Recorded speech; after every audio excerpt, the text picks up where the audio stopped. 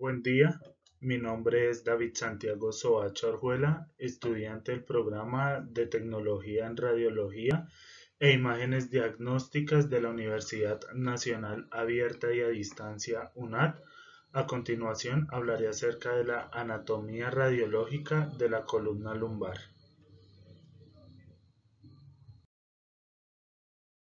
La columna vertebral cuenta con cuatro porciones que en su orden son: la columna cervical, la columna dorsal, la columna lumbar y el sacrocoxis. La porción cervical está compuesta por 7 vértebras, la porción dorsal o torácica por 12 vértebras, la porción lumbar por 5 vértebras y por último se encuentra el sacrocoxis, que es una pieza ósea sólida que se forma por la fusión de 9 a 10 vértebras pélvicas. Recordemos también que en su extensión, la columna vertebral cuenta con unas curvaturas fisiológicas producto de la porción erguida del ser humano. Estas son: una curva convexa hacia adelante en la región cervical, una curva convexa hacia atrás en la región dorsal, una curva convexa hacia adelante en la región lumbar y por último una curva convexa hacia atrás en la región sacra. Las curvaturas convexas hacia adelante se llaman lordosis, por lo cual encontramos la lordosis cervical y lumbar. Por otro lado, las curvaturas convexas hacia atrás se llaman cifosis, por lo cual encontraremos la cifosis dorsal y la cifosis sacra.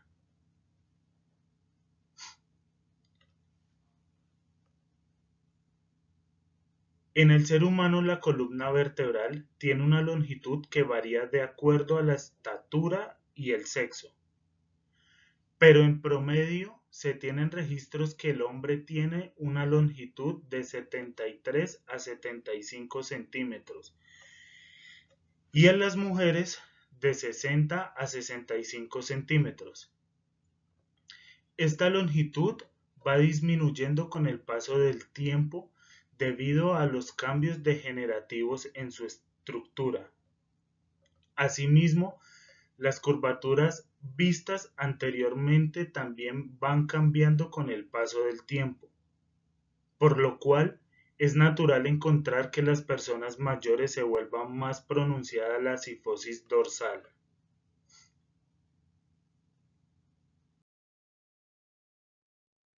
Cada conjunto de vértebras, según su localización, cuenta con características morfológicas que las hacen únicas respecto a las demás vértebras. En el transcurso de la siguiente presentación, veremos con detalles las características propias de la columna vertebral en su región lumbar. Para describir al detalle las vértebras lumbares, es importante recordar que las características que son comunes en todas las vértebras. En la imagen vemos un dibujo de mi autoría de una vértebra lumbar en una vista superior a la izquierda y en una vista lateral a la derecha. Como decía, hay ciertas estructuras que comparten todas las vértebras independientemente de su localización. Estas son: un cuerpo, que es una masa ósea la cual forma su parte anterior. Este tiene morfología de cilindro y cuenta con dos caras, una superior y otra inferior, que están en contacto con los discos intervertebrales, los cuales separan cada vértebra de las vértebras vecinas. Este cuerpo vertebral está constituido por hueso esponjoso, el cual es espeso, sólido y resistente, lo cual es fundamental ya que es el elemento que contribuye a la sustentación de la columna.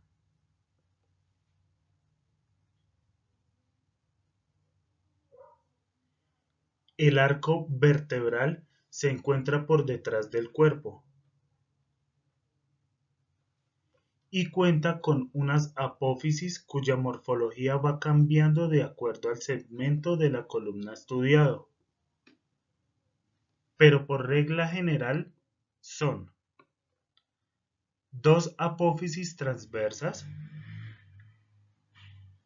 que se distinguen lateralmente y terminan en un extremo libre, cuatro apófisis articulares,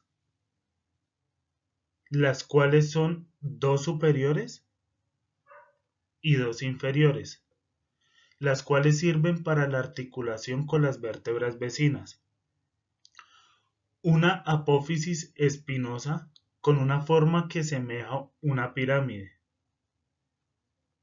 más ancha en su base y más delgada hacia su vértice. Adicionalmente, el arco vertebral está compuesto por unas láminas,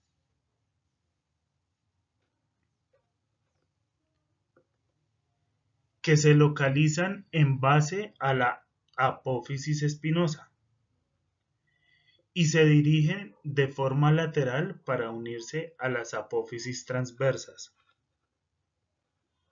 y articulares. También se describen los pedículos, los cuales salen desde la base de las apófisis transversas y articulares hasta la parte posterior y lateral del cuerpo vertebral.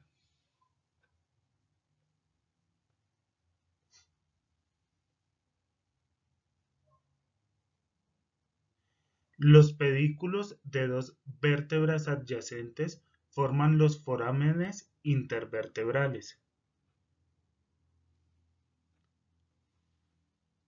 los cuales son muy importantes ya que a través de ellos salen las estructuras nerviosas provenientes de la médula espinal. Ambas estructuras, en el cuerpo y en el arco vertebral, se encuentran unidas por los pedículos del arco vertebral, que ayudan a delimitar el foramen vertebral, que es el agujero que está presente en todas las vértebras y que al conjugarse con el foramen de las demás vértebras conforman el canal vertebral, que es por donde transcurre la médula espinal cubierta por los meninges.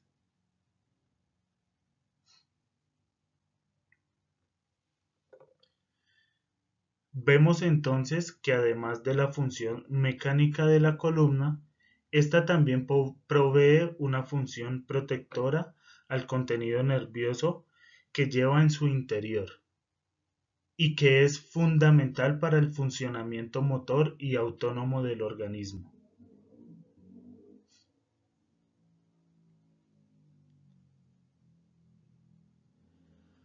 Ahora que conocemos las características comunes de las vértebras, entraremos a describir con detalle la morfofisiología de las vértebras lumbares. La región lumbar cuenta con 5 vértebras, las cuales se nombran con la letra L y su respectivo número: L1, L2, L3, L4 y L5. Se localizan inmediatamente inferiores a la región dorsal y por encima del sacrocoxis. Estas vértebras son sólidas y móviles al mismo tiempo. Su cuerpo es muy voluminoso, perdón, por encima del diámetro transversal es mayor al anteroposterior. Además, a medida que descienden van aumentando su tamaño, teniendo que la vértebra L5 es más voluminosa de todas las vértebras de la columna.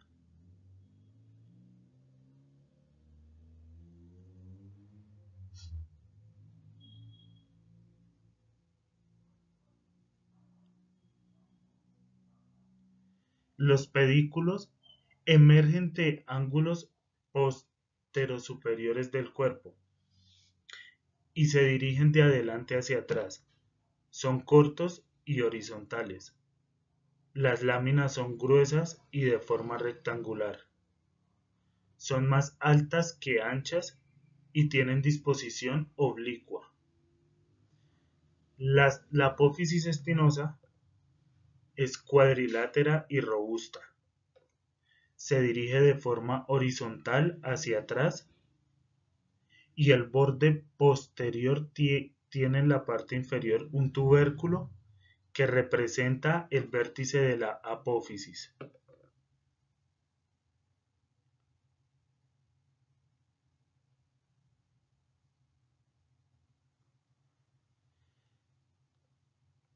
Estas vértebras cuentan con apófisis costales que son abultadas y transversales se asemejan a la apófisis transversal de otros niveles. Las apófisis articulares superiores están localizadas por detrás y por encima de las apófisis costales. Están orientadas hacia atrás y medialmente. Las inferiores de forma convexa están orientadas en sentido lateral y ligeramente hacia adelante. El foramen vertebral tiene forma triangular y es relativamente pequeño respecto al tamaño de la vértebra, ya que a partir de la segunda vértebra lumbar solo contiene raíces espinales inferiores. Otras estructuras que se describen en las vértebras lumbares son las apófisis mamilares localizadas al lado de la raíz de la apófisis articular superior. A continuación, hablaremos de las articulaciones y ligamentos de la columna vertebral, enfocándonos en las que son propias de la porción lumbar. Es importante mencionar que las vértebras se articulan entre sí por medio de sus cuerpos vertebrales y las apófisis articulares. Entre los cuerpos vertebrales se describe la articulación intervertebral, la cual es de tipo cartilaginosa del subgrupo de la sínfisis y está mediada por tres estructuras, las cuales son los discos intervertebrales y los ligamentos longitudinales tanto anterior como posterior. Respecto a los discos intervertebrales, se puede decir que tiene forma de lente biconvexa. Su altura es variable dependiendo de la porción. Y es a nivel lumbar donde tiene mayor espesor, llegando a tener 1/3 de altura del cuerpo vertebral. Estos discos tienen dos porciones. Una central, la cual es blanda, y una periférica, la cual es fibrosa. Los ligamentos longitudinales anteriores y posteriores son largas láminas fibrosas que discurren por los cuerpos vertebrales por la cara anterior y posterior, recorriendo toda la extensión de la columna. Respecto a la articulación, mediada por las apófisis articulares, podemos decir que en su cara superior tiene forma convexa para articularse con la cara inferior de la apófisis articular de la vértebra inmediatamente superior.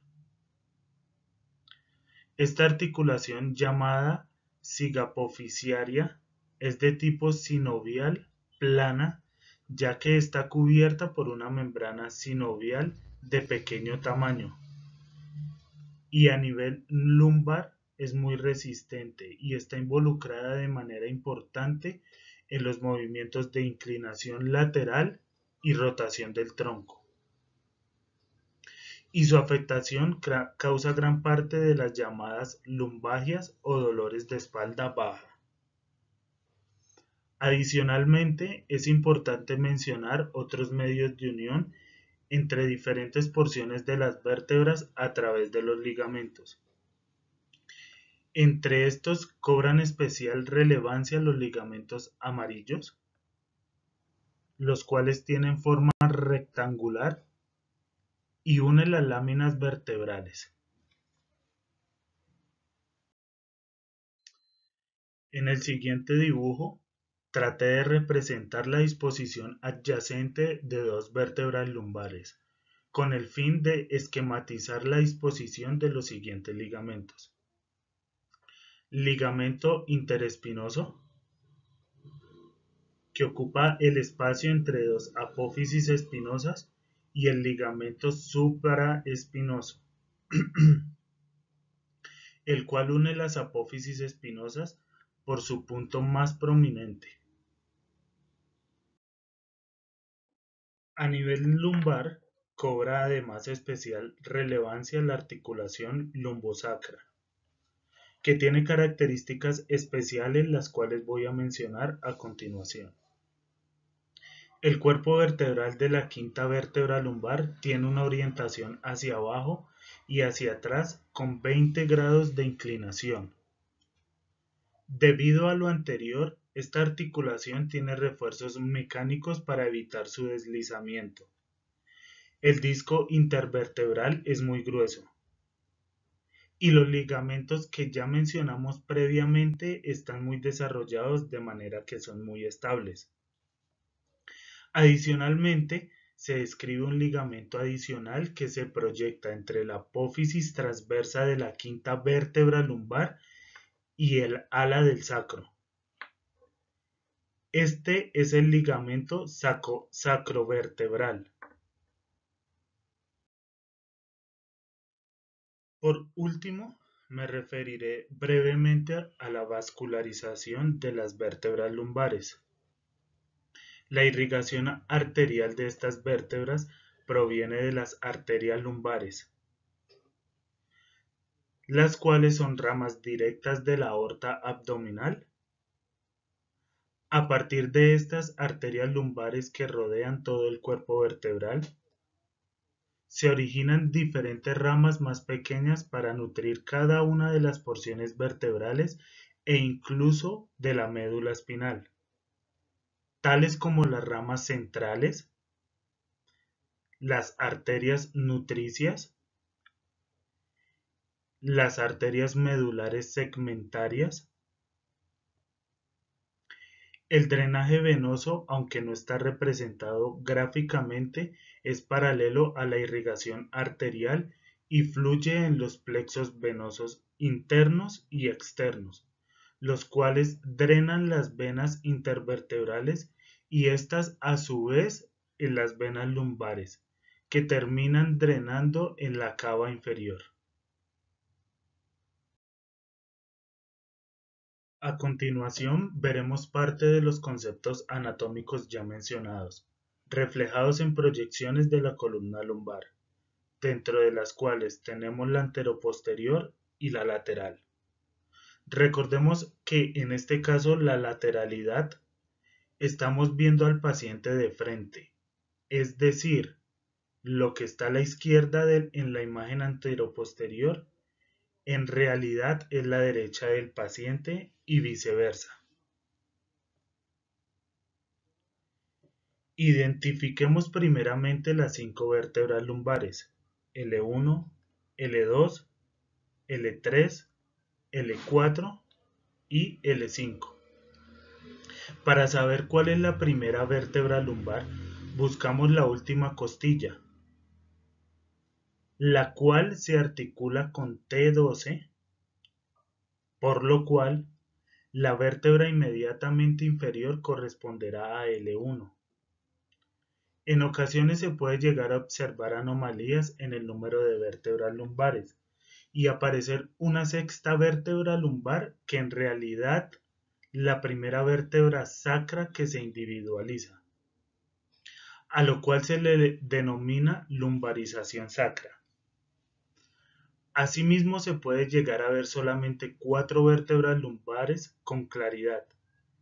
Esto se debe a una fusión de la quinta vértebra lumbar con el sacro, lo cual se denomina sacralización de L5.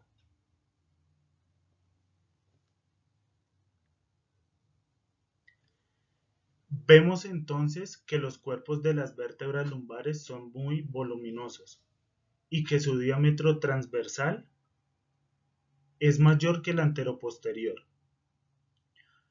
Acá vale la pena mencionar que el cuerpo de L5 es más alto adelante que atrás, lo que hace que la cara inferior sea levemente oblicua para favorecer el contacto con el sacro.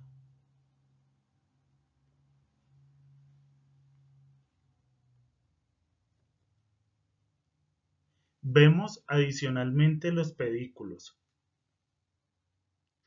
que se observan en forma redondeada a cada lado en la parte superior de los cuerpos vertebrales. Las apófisis espinosas se observan en la parte inferior del cuerpo vertebral y a cada lado de los cuerpos se define claramente las apófisis transversas. Por otro lado, se aprecia una estructura en forma de V que corresponde a las apófisis articulares tanto superiores como inferiores. En la parte inferior, por debajo de L5, se alcanza a observar el sacro con sus alerones, articulándose con los huesos ilíacos para formar la articulación sacroiliaca.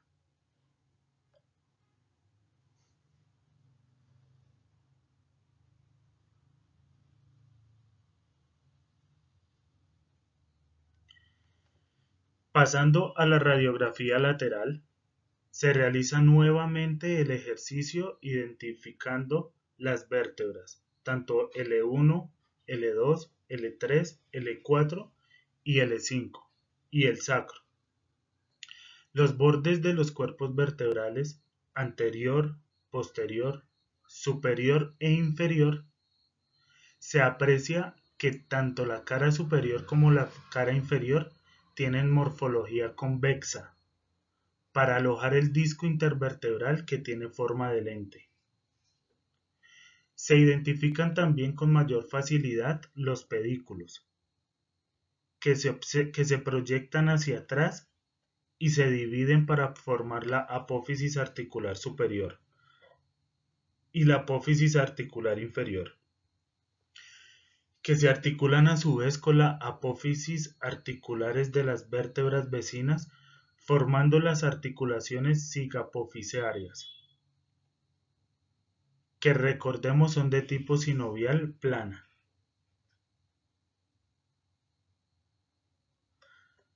Acá podemos también observar las apófisis espinosas.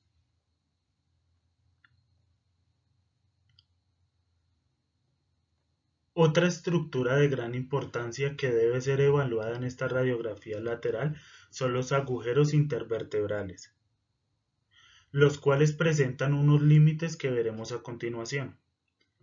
El límite anterior formado por el borde posterior del disco intervertebral, el borde posterior e inferior del cuerpo vertebral, la escotadura inferior del pedículo superior, la escotadura superior del pedículo inferior y la articulación cicapoficiaria. Recordemos que a través de estos agujeros emergen las raíces nerviosas de la médula espinal. Por último, recordemos que las proyecciones radiológicas lumbares nos sirven para identificar alteraciones en el número o la morfología de las vértebras, para identificar fracturas de alguna de las porciones de las vértebras. Nos permiten también ver signos de artrosis a nivel de las vértebras, así como el desplazamiento de los cuerpos vertebrales hacia adelante y hacia atrás. Se pueden ver también los cambios degenerativos en la columna por disminución en los espacios intervertebrales, lo que sugiere alteraciones en los discos intervertebrales. Por todo lo anterior, vemos que la radiografía lumbar es de gran importancia en la práctica clínica y es importante identificar de manera adecuada las estructuras partiendo del conocimiento básico de la anatomía.